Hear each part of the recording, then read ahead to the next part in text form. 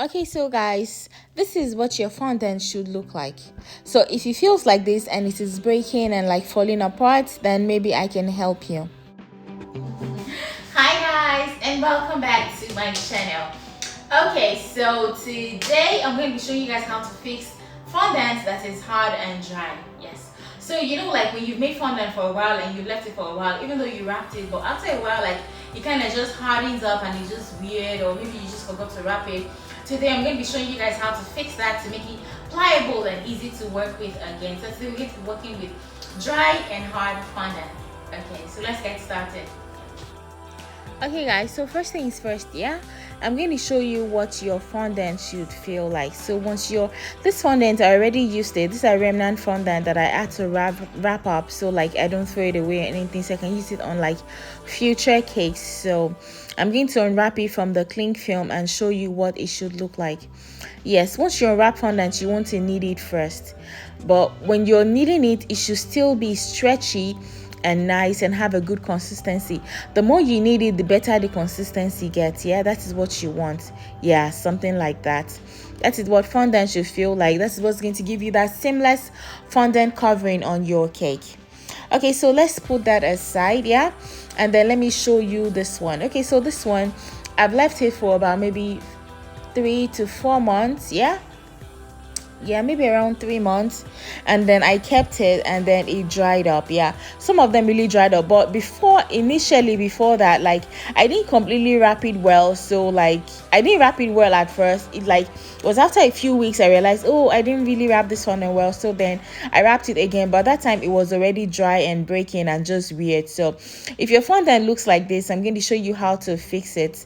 So first thing you want to make sure you do is, once you're done using your fondant and they are remnants, fondant has, like most fondants, I don't know, but for this one I use, it has a shelf life of about maybe 6 to 7 months. So once you're done using your fondant, what you want to make sure you do is you wrap it completely in cling film. Like no part of it should be exposed, otherwise it will dry up and be just annoying and just ridiculous, and you can't work with it again. So what you want to do once you already have this, yeah, is to take it and mold it together into one and then put it in the microwave. When you put it in the microwave and bring it out, it becomes a lot softer. Yeah, so can you see how softer it is now? Yes, it becomes a lot softer. So you want to knead it and just make it come together. It's still not drawy and stretchy like it should be, but we are going to get there. Of course, it won't get back to how, look at how this fondant is. Yeah, that's where you want to get to, stretchy and nice. It won't get back to how it was initially, but you can get to like a better place. Okay, so today we're going to be kneading some butter into it. Yeah, I know butter sounds weird. Most people tell you to knead glycerin or to knead vegetable shortening into your fondant, but I don't use those partly because it's expensive in the parts of the world where I live. I'm in Eastern Europe, so shortening is a little bit expensive. So I started to use butter, and I realized that butter is a lot better than shortening actually. And I'm going to tell you why. The reason is because, okay, while I say that, just make sure you knead the butter into the fondant very well, and you're going to be doing it in batches. You don't want to just put a whole lump of butter into it, otherwise it will be too wet.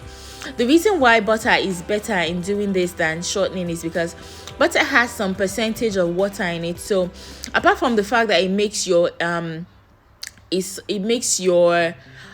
fondant more stretchy, it also adds some a percentage of water to it that makes it like that rehydrates it, even though it's already dry. I don't know if you get the problem. Is it's too dry. So what this does is it rehydrates it. It's not just adding like fat to it and everything, so it makes it pliable and easier to work with and a little bit more hydrated. So that's why you should use butter, even though the color will be slightly off because of the color of butter, of course, but it's not very noticeable actually. Can you see it is getting better now? Yeah, so what you want to do is, as it is right now, it's slightly getting better, but it is not there yet. But you can still use it at this consistency, but we want to make sure it improves. So add a little bit more butter and then keep kneading.